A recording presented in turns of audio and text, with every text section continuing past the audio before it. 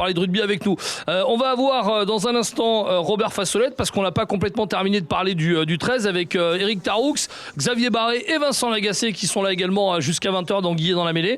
Donc Robert Fassolette est le concepteur du 13 fauteuil. Je ne sais pas si vous avez eu l'occasion déjà de voir un match de rugby à 13 fauteuils, mais c'est vraiment très très impressionnant. On va lui demander justement comment ça se passe précisément, comment ça se joue également. La plupart du temps c'est en salle, Eric, hein.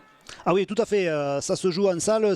Il faut arracher un scratch qui remplace donc le plaquage. Mais c'est vrai que Robert Fassolette sera plus à même que moi de vous donner tous ces détails. Eh ben, on va la voir dans un instant parce qu'on est en train d'essayer de l'appeler.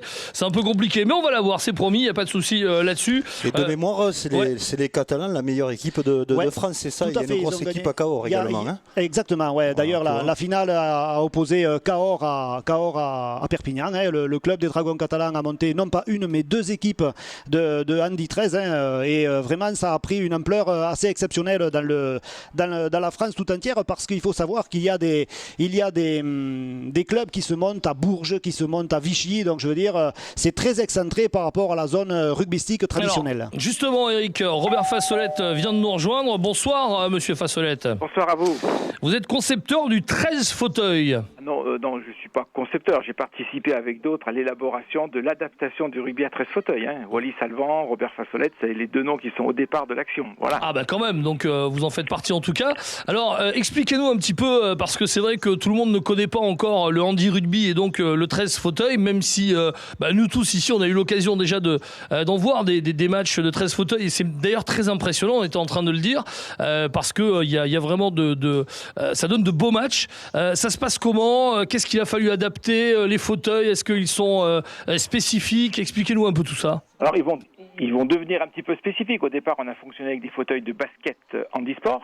Pas de problème, puisque les premiers joueurs ont été des joueurs de basket handisport qui se sont adaptés aux 13 fauteuils. Oui. Et donc la plus grande adaptation qu'il a fallu faire, c'est au niveau du plaquage. On ne pouvait pas se plaquer au corps puisque certains handicapés étaient des paraplégiques sans abdominaux, donc on ne pouvait pas les toucher. Oui. Et donc on a remplacé le plaquage par la prise d'un flag scratché sur le haut des manches. Donc ça, c'est comme une prise de collerette ou comme le jeu au flag du foot américain. C'est le principe. On bloque le porteur de balle, non pas en le plaquant au corps ou en lui tapant sur l'épaule, mais juste en lui arrachant un petit flag qui est scratché sur l'épaule. Donc il n'y a pas de contact physique violent. Ça, c'est la première chose. Il fallait adapter le plaquage. Et la deuxième, c'était adapter les coups de pied, bien entendu, puisqu'il y a beaucoup de jeux au pied dans les deux rugby, que ce soit le 15 ou le 13. Mais en fauteuil, si on n'a pas ses jambes, comment on fait? Donc c'est la frappe du poing qui sert de frappe de pied. Donc on frappe le poing pour taper à suivre, on frappe au poing pour tirer les transformations ou les pénalités, ainsi que les drops, parce qu'on peut faire des drops avec un petit peu d'abdominaux. Voilà. Il y a combien d'équipes aujourd'hui de 13 fauteuils? Pour le moment, on a 14 clubs qui sont en activité, 14 en France. C'est à la fois beaucoup et pas beaucoup. Et sur les 14, il y en a 8 qui sont opérationnels de façon compétitive. Alors, il y en a qui se montent parce que cette année a été une année particulière, puisque le 8 mars 2011, après 10 ans de balbutiements et d'activités pionnières pour le rugby 13 fauteuil, on a enfin pu signer la convention officielle entre la Fédération française de rugby à 13 et la Fédération française handisport. Ce qui donne l'autorisation à la Fédération française de rugby à 13 de gérer officiellement l'activité.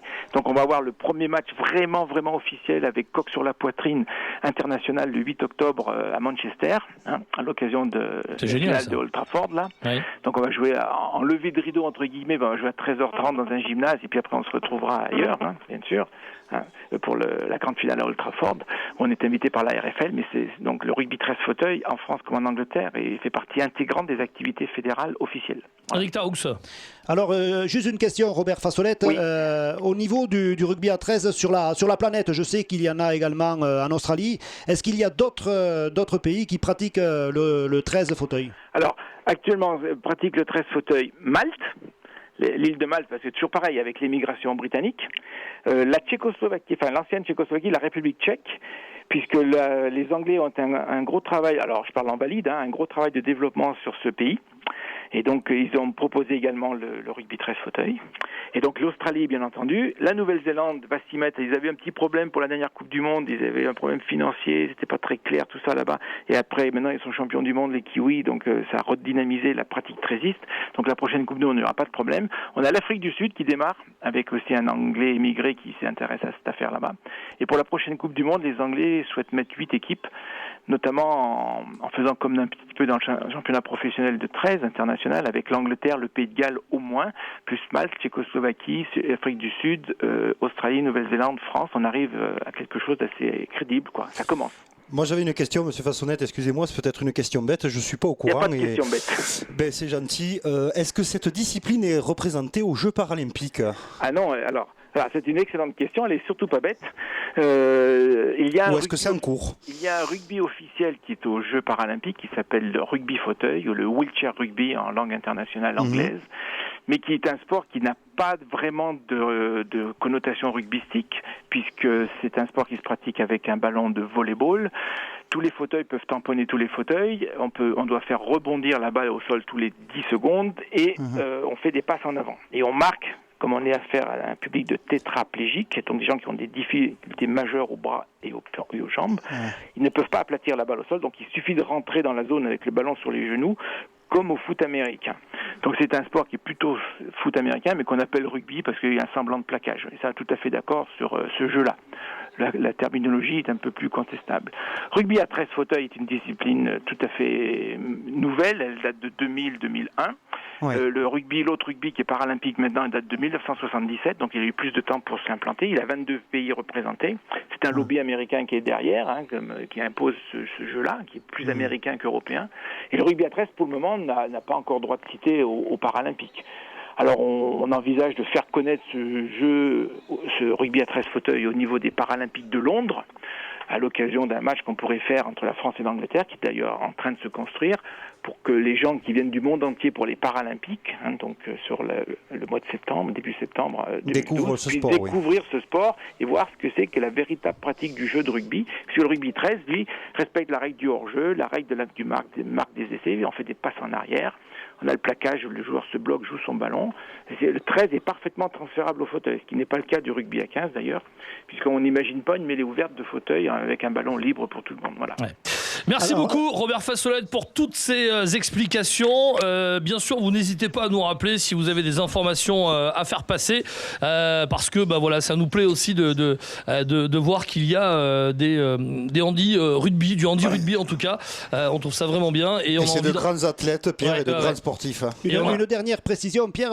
C'est cette pratique. Il y a un mixte entre des valides et des handicapés, quoi. Je veux dire, c'est vraiment ouvert à tout le monde. Il faut bien évidemment avoir un minimum d'handicapés. Robert Fassolette, vous allez me le confirmer. Oui, mais il y a un mixte entre les valides et les handicapés. Alors, oui, Robert, c'est l'idée qu'on avait au départ, c'est qu'on ne voulait pas remettre la pratique handicapée dans un ghetto sportif. Donc on a ouvert la pratique aux valides. En championnat, il nous faut impérativement au moins 2 handis. En championnat de France et en international, il faut au moins 3 handis sur le terrain.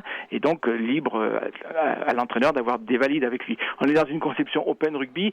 Et moi, j'aime bien parler de compréhension mutuelle entre handicapés et valides lorsqu'on pratique le même jeu. C'est vrai. C'est le valide qui se met dans le fauteuil, à hauteur, j'allais dire, de pratique de l'handicapé. Et vraiment, au tout début, je peux vous garantir que le handicap change de camp, parce que le jour où un valide tout à fait, je confirme. Mais c'est ce qui est beau, justement. C'est ça qui est beau. C'est ça qui est magnifique aussi de vie, de s'adapter à l'handicap de l'autre et d'essayer de le comprendre au travers du sport. C'est magnifique. Juste un petit détail pour le valide qui se met dans un fauteuil. Il ne s'agit pas de se mettre dans le fauteuil et puis éventuellement, si on commence à perdre l'équipe, de mettre la jambe pour se récupérer. On est sanglé au fauteuil. C'est-à-dire qu'on est comme si on n'avait pas ses jambes. Si on tombe comme un handicapé tomberait.